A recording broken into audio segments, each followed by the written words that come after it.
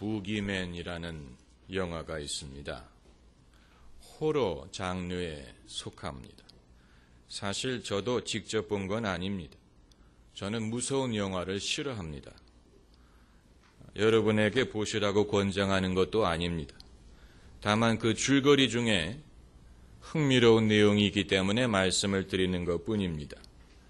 주인공이 어린 소년이었을 때부터 그 아빠가 잠들기 전에 베개맡에서 무서운 얘기를 해주는데 벽장 안에 괴물이 숨어 있다, 이런 얘기를 해줍니다. 그런데 어느 날 저녁에, 그날도 아버지가 평소처럼 벽장 안에 숨어 있는 괴물에 대해서 얘기를 하는 중에 진짜로 벽장에서 괴물이 나와서 그 아버지를 잡아간다는 내용입니다. 여러분, 나머지 줄거리가 궁금하시면 그 영화를 찾아서 보시면 됩니다. 우리는 자녀가 어렸을 때부터 너 엄마 아빠 말 안 들으면 망태 할아버지가 잡아간다, 이런 유의 이야기를 해주기를 좋아합니다. 그렇다고 망태 할아버지를 우리가 믿느냐 하면 그건 아니에요. 그냥 애들 정신 차리라고 겁을 주는 것뿐입니다. 아이들이 자라다 보면 더 이상 망태 할아버지 이야기가 통하지 않는 날이 올 것입니다. 그렇다면 하나님이 사람에게 주시는 말씀도 이와 같은 면이 있느냐 하는 것입니다. 실제로는 존재하지 않지만 사람에게 겁을 주기 위하여, 사람에게 어떤 교훈적인 효과를 얻기 위하여 너희들이 하나님의 말씀을 안 들으면 망태 할아버지가 잡아간다 하는 식으로 겁을 주는 것이 아니냐 하는 것입니다. 일종의 엄포, 블러프, 엄포가 아니냐, 실제로는 없는데 교훈적인 효과를 얻기 위하여 있는 것처럼 말하지 않느냐. 결론부터 말씀드리면 아니라는 것입니다. 진보적인 신학자들은 성경의 종말론적 예언들을 이런 식으로 해석하기를 좋아합니다. 그래서 하나님이 말씀하시는 심판은 사람의 하기에 달린 것이다. 사람이 하나님의 말씀을 듣고 정신을 차리면 하나님이 말씀하신 심판을 철회할 수 있다. 사람이 정신 차리게 하기 위하여 하나님이 이 모든 것을 경고하시는 것이다. 이런 식으로 해석을 합니다. 그 근거로 제시하는 성경 구절이 니느웨 성과 소돔 이야기입니다. 하나님이 요나 선지자를 니느웨에 보내셔서 40일 후면 너희가 멸망한다 하고 경고하십니다. 그건 사실 경고가 아니고 선포하는 것입니다. 너희가 40일 있으면 멸망한다. 그 이외에 어떤 단서가 없어요. 그런데 이 예언을 듣고 니느웨 성 사람들이 임금에서부터 애까지 짐승까지 금식을 했더니 하나님께서 그것을 보시고 말씀하신 멸망을 철회하셨습니다. 또 소돔과 고모라도 하나님이 그들을 심판하려고 했을 때 아브라함의 간청에 따라서 만일 소돔성에 의인 10명이 있으면 멸망시키지 않겠다라고 하나님이 말씀하셨습니다. 다만 의인 10명이 없었기 때문에 결국은 멸망을 했지만 만일 10명이 있었다면 하나님이 경고하신 멸망을 철회했을 것입니다.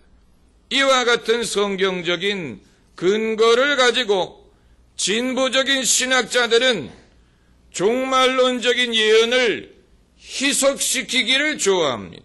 그 말은 실제로는 이것이 하나님의 엄포에 불과하다고 생각하는 것입니다. 실제로는 없는 일인데 사람들 정신 차리게 하기 위하여 부모가 자녀에게 망태 할아버지 이야기하는 것처럼 겁을 주는 것이다. 이런 해석입니다.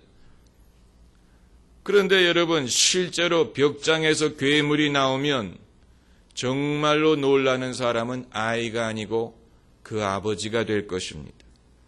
마찬가지로 하나님이 예언하신 종말론적인 심판이 닥칠 때 정말로 놀랄 사람들은 지금까지 성도들 교화를 목적으로 그것을 가르치던 설교자들이 될 수도 있는 것입니다. 하나님의 말씀을 정작 믿지 않고 허풍이라고 생각했던 사람들. 여러분, 만일 하나님이 경고하신 노아의 홍수가 실제로 임하지 않았다면 뭐하러 노아에게 방주를 지으라고 말씀하셨겠습니까? 방주를 지으라고 말씀하신 것은 비가 올 것이라는 것입니다. 이것은 노아를 교화시킬 목적으로 말씀하신 것이 아니고 그 세상 사람들을 교화시킬 목적으로 말씀하신 게 아니고 홍수로부터 노아를 건지기 위해서 말씀하신 것입니다. 만약에 비가 오지 않는다면 방주는 불필요하고 무의미하고 오히려 노아를 우습게 만들고 하나님을 우습게 만드는 것이 되었을 것입니다.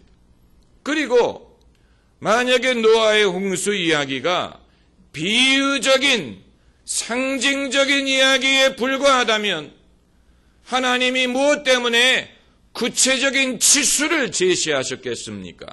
방주를 지을 때 이 규모로 만들어라.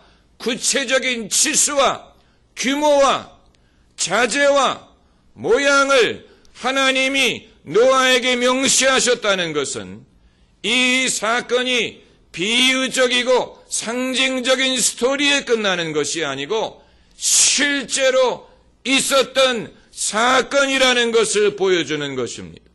상징은 구체적인 치수를 필요로 하지 않습니다. 구체적인 자재를 말할 필요가 없습니다. 그러나 하나님은 그 방주에 대해서 사람보다도 더 진지하게 말씀하셨어요. 하나님의 마음속에는 이것이 하나의 교훈이 아니고 진짜 비가 올 것이기 때문에 그 비에서 노아를 구원할 수 있는, 물 위에 뜰 수 있는, 홍수에서 사람을 지켜줄 수 있는 방주를 하나님은 구상하시고 그 방법을 노아에게 전수하시고 노아는 그것을 받아들이고 믿고 그대로 방주를 지어서 자기와 자기 가족과 그리고 땅의 생물을 건질 수가 있었던 것입니다. 만일 하나님이 경고하신 홍수가 사실이 아니고 엄포에 불과했다면 제일 웃음의 대상이 된 사람은 노아가 되었을 것입니다. 이미 그는 방주를 짓는 수십 년 동안에 사람들에게 엄청난 웃음의 대상이 되었을 것입니다. 바닷가에다 짓는 것도 아니고 맨 땅 위에 방주를, 그것도 그렇게 큰 규모의 방주를 수십 년 걸려서 짓는데 얼마나 사람들이 노아를 비웃었겠습니까? 저 사람 정신 나갔다?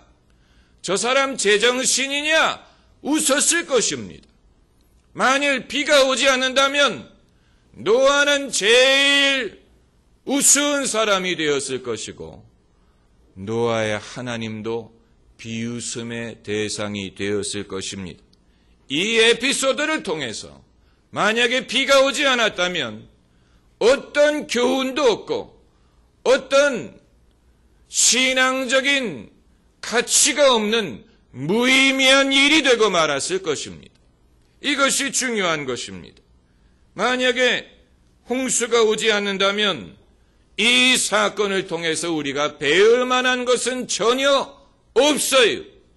이것은 교훈적인 목적을 위한 엄포가 아니었습니다. 노아의 홍수 사건을 통해서 하나님은 사람을 교화시키려고 하지 않았어요.